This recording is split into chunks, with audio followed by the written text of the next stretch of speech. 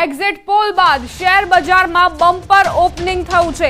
Record તેજી સાથે share બજાર ખુલ્યું। સેન્સેક્સમાં 2000 થી વધુ પોઈન્ટનો ઉછાળો તો નિફ્ટીમાં 600 થી વધુ પોઈન્ટનો ઉછાળો જોવા મળ્યો છે। ડોલરના મુકાબલામાં રૂપિયો મજબૂત સ્થિતિમાં જોવા મળી રહ્યો છે। તો શેર બજારમાં બમ્પર ઓપનિંગ, રેકોર્ડ તેજી સાથે શેર બજાર ખુલ્યું છે અને જે સેન્સેક્સ છે તેમાં 2000 થી વધુ પોઈન્ટનો ઉછાળો તો નિફ્ટી 600 થી વધુ પોઈન્ટના ઉછાળા સાથે આગળ। એક્ઝિટ પોલ બાદ શેર બજારમાં આ રીતના ટ્રેન્ડ જોવા મળતા રોકાણકારોમાં ખુશીનો માહોલ જોવા મળી રહ્યો છે અને કાલ માટે પણ એટલે 4 જૂન માટે પણ રોકાણકારો આ જ રીતની તેજીની આશા રાખી રહ્યા છે। જો કે નજર પરિણામો પર પણ રહેશે। જો કે એક્ઝિટ પોલ બાદ શેર બજારની જે સ્થિતિ છે તે મુજબ છે કે સેન્સેક્સમાં 2000 થી વધુ પોઈન્ટનો ઉછાળો અને નિફ્ટીમાં 600 થી વધુ પોઈન્ટનો ઉછાળો। આ જ પ્રકારના ટ્રેન્ડ યથાવત રહે તો રોકાણકારોને જંગી નફો થશે। ડોલરની સ્થિતિએ રૂપિયો મજબૂત જોવા મળી રહ્યો છે। અત્યારે ડોલરના મુકાબલામાં રૂપિયો મજબૂત થયો હોવાની જાણકારી। ભારતીય શેર બજાર જેમાં જબરદસ્ત તેજીનો માહોલ। સોમવારનો દિવસ છે અને બજાર ખુલતાની સાથે જ રોકાણકારોમાં ખુશીની લહેર વ્યાપી છે। આ જ પ્રકારનો ટ્રેન્ડ આ સપ્તાહે જોવા મળે તેવી આશા રોકાણકારો સેવી રહ્યા છે। બસ આ જ રીતે લીલા નિશાન પર શેર બજાર આગળ વધતું રહે તેવી રોકાણકારોને આશા અપેક્ષાઓ। નિફ્ટી જે છે તે 600 થી વધુ અને સેન્સેક્સ 2000 થી વધુના ઉછાળા સાથે આગળ વધી રહ્યું છે અને આ જ પ્રકારનો ટ્રેન્ડ જોવા મળે કાલ સુધી તો નવાઈ નહીં।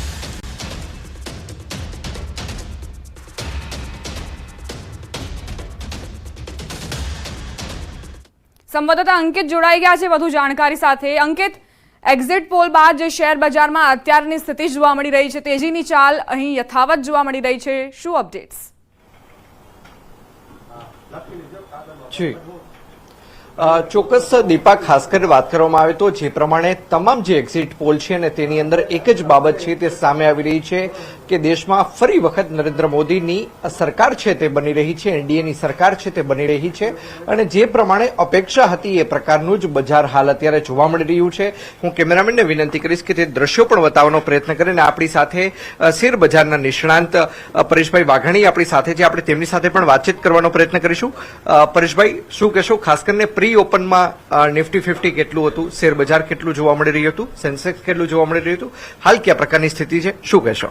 હા, જ્યારે શનિવારે એક્ઝિટ પોલ આવ્યા, જે ચૂંટણીઓ જે 2 મહિના ચાલી અને વોટિંગ પછી જે એક્ઝિટ પોલ આવ્યા એમાં લગભગ બધી જે એક્ઝિટ પોલ કરનારી ટીવી સંસ્થાઓ કયો કે જે સર્વે કરનારી સંસ્થાઓ કયો એને 350 થી 400 વચ્ચે એનડીએની સીટ આવશે એવું બધાનો પોલ કોમન આવ્યો છે આમ જોવા જઈએ તો। અને બધાએ એવું કીધું છે કે ફરી એક વખત મોદીની જ સરકાર બનશે, એટલે કે ત્રીજી ટર્મ આપણા ફરીથી નરેન્દ્રભાઈ વડાપ્રધાન તરીકે બનશે, એટલે એને લઈને બજારમાં વાતાવરણમાં જોરદાર તેજી થઈ છે। 2600 પોઈન્ટ સેન્સેક્સ બજાર ખુલ્યું ત્યારે અપ ખુલેલો, 1000 પોઈન્ટ નિફ્ટી પણ અપ ખુલેલી। ખાસ કરીને પીએસયુ શેરો, ગુજરાતની કંપનીઓના શેરો ઉપરાંત અદાણી ગ્રુપમાં જોરદાર તેજી જોવા મળી રહી છે, જે અપેક્ષિત જ હતી। શનિવારે જ ખબર પડી ગઈ હતી કે બજાર ખૂબ જ સારું ખુલશે, એટલે અત્યારે પણ બજાર 2000 પોઈન્ટ સેન્સેક્સ ને 1000 પોઈન્ટ નિફ્ટી અપ જ છે। રોકાણકારો ખુશખુશાલ છે, બજારમાં તેજીનું જોરદાર વાતાવરણ જોવા મળી રહ્યું છે। બીજી તરફ હવે એવું પણ લાગે છે કે પ્રાઇમરી માર્કેટમાં પણ જોરદાર તેજી આવશે, કારણ કે જે રીતે સેબીએ હજારો કરોડના આઈપીઓ મંજૂર કરેલા છે તે બજારમાં જોરદાર આવશે અને નાણાં એકઠા કરવા કંપનીઓ પોતે રોકાણકારો પાસેથી નાણાં એકઠા કરવા આવી રહી છે, એટલે કે બજારમાં મંદીનો માહોલ જોવા નહીં મળે। અત્યારે પણ બજારમાં Nifty, Sensex, bank Nifty, mid cap, small કેપમાં તેજી જ છે અને હજુ આવતીકાલે રિઝલ્ટ આવશે ત્યાર પછી વધારે બજારમાં તેજીનો માહોલ જોવા મળી શકે છે।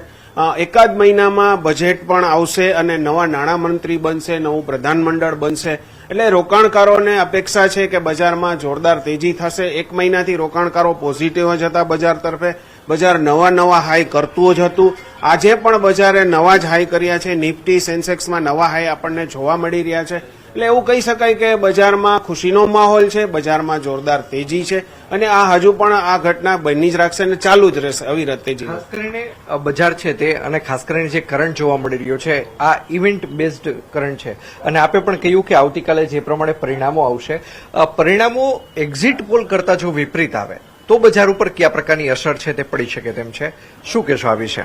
હા, જો પરિણામો વિપરીત આવે તો 100% થોડુંક માર્કેટ રિએક્ટ નેગેટિવ કરી શકે છે, પરંતુ જે રીતે આઈએમડીની આગાહી છે કે ચોમાસું સારું જશે અને જે રીતે વાતાવરણ જોવા મળી રહ્યું છે એવી શક્યતાઓ થોડીક ઓછી જોવા મળે છે. પરંતુ જો ખૂબ ખરાબ પરિણામ આવે ને જો મેજોરિટી ના આવે તો બજાર એક વખત નેગેટિવ રિએક્ટ કરી શકે છે. પરંતુ મેજોરિટી આવી જાય પછી સીટ કેટલી છે શું છે એની હારે બજારને કાંઈ નિસ્બત નથી રહેતું. ફક્ત બજાર એવું જોવે છે કે કોઈ પણની સરકાર આવે બહુમતીથી સરકાર આવવી જોઈએ અને એવા ચાન્સ થોડા વધારે લાગે છે, એટલે બજાર ખૂબ જ પોઝિટિવ છે. જો બજારમાં કોઈ પણ કારણસર મેજોરિટી ન આવે તો એક વખત નેગેટિવ રિએક્શન આવી શકે છે. ખાસ કરીને એક અંતિમ સવાલ કે જ્યારે આવતીકાલે ફરી વખત જ્યારે જે પરિણામો આવતીકાલે જે જાહેર થવાના છે ને તેમાં જો નરેન્દ્ર મોદીની સરકાર જો બની રહી હોય તો આ સંજોગોની અંદર કયા એવા સેક્ટર છે કે જેની અંદર જે તેજીનો કરંટ છે તે વધુ જોવા મળશે અન્યની સરખામણીએ? હા, ઓવરઓલ બધા શેરોમાં તેજીનું જ વાતાવરણ રહેશે, પણ સૌથી વધુ કારણમાં પીએસયુ શેરો જે છે, ખાસ કરીને એલઆઈસી છે, પબ્લિક સેક્ટર યુનિટના શેરો છે, બેંકો છે, ગુજરાતની કંપનીઓ ખાસ કરીને એમાં પણ તેજીનું વાતાવરણ છેલ્લા ઘણા મહિનાઓથી જોવા મળે છે ને એ બેવડાશે એ વાતાવરણ. પ્લસ ખાસ કરીને બેંકો ઉપરાંત અદાણી ગ્રુપના શેરોમાં છેલ્લા ઘણા સમયથી તેજી જોવા મળી રહી હતી મોદી સરકારની બહુમતી હોવાના કારણે કે ધારણા બહુમતી હોવાનીના કારણે. જો સાચે બહુમતી જો આવી જાય અને જો એવું બને તો અદાણી ગ્રુપમાં અત્યારે હોટ ફેવરિટ છે બજાર માટે અને અદાણી ગ્રુપના શેરો ખૂબ જ મોટા પાયે ચાલશે એવું કહી શકાય. ચોક્કસ અદાણી ગ્રુપના શેરો છે તે મોટા પાયે ચાલશે. એક અંતિમ સવાલ પણ આપને કરવા માંગીશ કે ચોક્કસ તો દ્રશ્યોમાં પણ જોઈ શકાય છે કે હાલ અત્યારે શેર બજાર છે તે નિયર અબાઉટ 2000 પોઈન્ટ છે તે અપ જોવા મળી રહ્યું છે. સાથોસાથ નિફ્ટી 50 ની અંદર પણ 2.91% એટલે કે 655 સમથિંગ જે પોઈન્ટનો જે તે ઉછાળો જોવા મળી રહ્યો છે. એ જ રીતે બેંક નિફ્ટીની અંદર નિફ્ટી આઈટીની અંદર પણ આ જ પ્રકારનો ઉછાળો છે તે જોવા મળી રહ્યો છે. સાથોસાથ રિલાયન્સના જે શેરો છે તેની અંદર પણ 2.65% ઉછાળો હાલ જોવા મળી રહ્યો છે. જી દીપા. આભાર અંકિત જાણકારી આપવા માટે.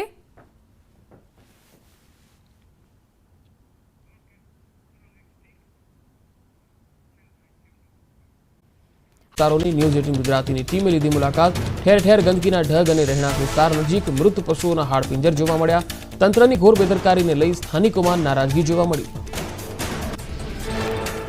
આ વિસ્તારોમાં પીવાનું પાણી ચોખ્ખું આવે છે, પરંતુ ગંદકીના કારણે લોકો બીમાર પડે છે. ગંદકીને લઈ વોર્ડના કોર્પોરેટરને પૂછવામાં આવતા તેઓ હસતા નજરે પડ્યા. કોર્પોરેટરની ચિંતામુક્ત પ્રતિક્રિયાને લઈ લોકોમાં રોષ. ઉનાળુ વેકેશનને લઈને માઉન્ટ આબુમાં ઉમટી પ્રવાસીઓની ભીડ. શનિ રવિની રજાઓમાં હજારો પ્રવાસીઓ આવ્યા આબુ. 5000થી વધુ વાહનો આવતા પાલિકાને થઈ 5 લાખથી વધુની આવક. મધ્યપ્રદેશના મંડલા જિલ્લામાં આવેલા કાન્હા ટાઈગર રિઝર્વમાં 2 વાઘના આકર્ષક દ્રશ્યો સામે આવ્યા. વાઘના આરામ ફરમાવતા વિડીયો થયા વાયરલ, તો ટાઈગર રિઝર્વમાં પહોંચેલા પ્રવાસીઓમાં દેખાઈ ખુશી.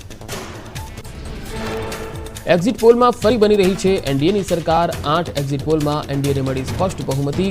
ઇન્ડિયા ગઠબંધનને 120થી 130 બેઠકોનું અનુમાન. ગુજરાતની 26 બેઠક પર થશે ભાજપની જીત. એક્ઝિટ પોલ અંગે બોલ્યા વિજય રૂપાણી. કહ્યું બધા સર્વેમાં એનડીએને મળી રહી છે સ્પષ્ટ બહુમતી. લોકસભા એક્ઝિટ પોલ પર બોલ્યા જગદીશ ઠાકોર. કહ્યું ગુજરાતમાં ભાજપ નહીં મારી શકે હેટ્રિક. એક્ઝિટ પોલ ખોટા પડશે. ઇન્ડિયા ગઠબંધન જીતશે. નવા પ્રધાનમંત્રી ઇન્ડિયા ગઠબંધનના હશે તેવો જગદીશ ઠાકોરે કર્યો દાવો. દિલ્હીના સીએમ કેજરીવાલ તિહાર જેલમાં સરેન્ડર કરતા પહેલા પહોંચ્યા હતા રાજઘાટ. મહાત્મા ગાંધીની સમાધિ પર આપી હતી શ્રદ્ધાંજલિ. જેલ જતા પહેલા હનુમાન મંદિરમાં પણ કેજરીવાલે કર્યા હતા દર્શન. તિહાર જેલમાં સરેન્ડર પહેલા આપ નેતા અરવિંદ કેજરીવાલે હનુમાન મંદિરે દર્શન કર્યા. સાથે જ માતા પિતાના આશીર્વાદ લઈ બાળકોને ગળે મળ્યા કેજરીવાલ. સુપ્રીમ કોર્ટે 10 મેના રોજ ચૂંટણી પ્રચાર માટે 21 દિવસના આપ્યા હતા જામીન. 4 જૂને મતગણતરીને લઈ અમદાવાદમાં તૈયારીઓને આખરી ઓપ આપી દેવાયો. ગુજરાત કોલેજ, એલડી એન્જિનિયરિંગ કોલેજમાં બંને સેન્ટર પર પોલીસ બંદોબસ્ત. ગેટ પર મેટલ ડિટેક્ટર મુકાયા. ગેટથી સ્ટ્રોંગ રૂમ સુધી ચાંપતો બંદોબસ્ત ગોઠવાયો. લોકસભા ચૂંટણીની મતગણતરીની તૈયારીઓને આખરી ઓપ. વલસાડ ડાંગ બેઠક પર 24 રાઉન્ડમાં થશે મતગણતરી. પ્રત્યેક રાઉન્ડમાં 14 ટેબલની વ્યવસ્થા કરાઈ. મતગણતરી કેન્દ્રમાં મોબાઈલ લઈ જવા પર પ્રતિબંધ. મથક પર 3 લેયરમાં ગોઠવાશે સુરક્ષા બંદોબસ્ત. રાજકોટ આગકાંડમાં ચોંકાવનારો ખુલાસો. અગાઉ 11 એપ્રિલે 2023માં ગેમ ઝોનને તોડવાની મળી હતી મંજૂરી. રજિસ્ટરમાં ગેરકાયદે બાંધકામને લઈ નોટિસ મળ્યાનો ઉલ્લેખ. તો ટીપીઓ એટીપીઓની રહેમ નજર હેઠળ ચાલતું હતું ગેમ ઝોન. રાજકોટના ટીઆરપી ગેમ ઝોનનું સ્ટ્રક્ચર બનાવવાના મામલે ખુલાસો. ફેબ્રિકેશનના વ્યવસાય સાથે સંકળાયેલો છે મુખ્ય આરોપી રાહુલ રાઠોડ અને તેનો પરિવાર. રાહુલ રાઠોડે અન્ય માણસો સાથે મળીને ઊભું કર્યું હતું ગેમ ઝોનનું સ્ટ્રક્ચર. ગેમ ઝોનના સ્ટ્રક્ચરમાં મોટા પ્રમાણમાં એલ્યુમિનિયમ ધાતુનો ઉપયોગ થયાની શક્યતા. લોખંડ કરતાં સહેલાઈથી પીગળી જાય છે એલ્યુમિનિયમ. પોલીસ હાલ એફએસએલ રિપોર્ટની જોઈ રહી છે રાહ. રાજકોટ મનપાના વિવાદિત ટાઉન પ્લાનરના ભાઈના નામે વધુ એક સંપત્તિ સામે આવી. શહેરના ટ્વિન સ્ટારમાં 9મા માળે આવેલી છે ઓફિસ. ઓફિસનું સરમુખત્યાર નામું એમડી સાગઠિયાના નામનું હોવાનું સામે આવ્યું. એમડી સાગઠિયા સામે એસીબીની તપાસ તેજ. એક બાદ એક અનેક પ્રોપર્ટીઓ સામે આવી. દરેક પ્રોપર્ટીમાં માલિક નહીં પણ તેમની પાસે પાવર નામું હોવાની વિગતો મળી. રાજકોટમાં આગકાંડ પહેલાનો વધુ એક વિડીયો સામે આવ્યો. મૃતક સુનિલ સિદ્ધપુરા દીકરી સાથે રમતા દેખાયા. ગેમ ઝોનમાં નોકરી પર જોડાયાના 15 દિવસમાં જ મળ્યું મોત. આગકાંડના એક દિવસ પહેલા પરિવાર સાથે ગેમ ઝોનમાં ગયો હતો સુનિલ. રાજકોટમાં અગ્નિકાંડ બાદ તંત્ર એક્શનમાં. 54 જેટલી મિલકતો સીલ કરાઈ. 96 જેટલી મિલકત ધારકોને નોટિસ અપાઈ. કુલ 166 જેટલી મિલકતો પર હાથ ધરાયું ચેકિંગ. ફાયર એનઓસી અને બીયુ સર્ટિફિકેટને લઈને કાર્યવાહી હાથ ધરાઈ. અમદાવાદમાં ભાજપ નેતા હાર્દિકસિંહ ડોડિયાનું કાફે સીલ કરાયું. ફાયર એનઓસી ન હોવાથી એએમસીએ કરી કાર્યવાહી. ભાજપના પ્રદેશ યુવા મોરચાના ઉપાધ્યક્ષ છે હાર્દિકસિંહ ડોડિયા. ઉત્તર પ્રદેશના નોઈડામાં એનટીપીસી નજીકના વેરહાઉસમાં લાગી આગ. અચાનક ભીષણ આગ લાગતા અફરાતફરી મચી. ફાયર વિભાગે ભારે જહેમત બાદ આગ પર મેળવ્યો કાબુ. મોડાસાના ઢાકરોલ ગામમાં બાજરીના પાકમાં લાગી આગ. જીવંત વીજ તાર ખેતરમાં પડતા આગ ફાટી નીકળી. 3 વીઘામાં ઊભો બાજરીનો પાક બળીને ખાક. વીજ વિભાગની બેદરકારીના કારણે ખેડૂતને ભારે નુકસાન.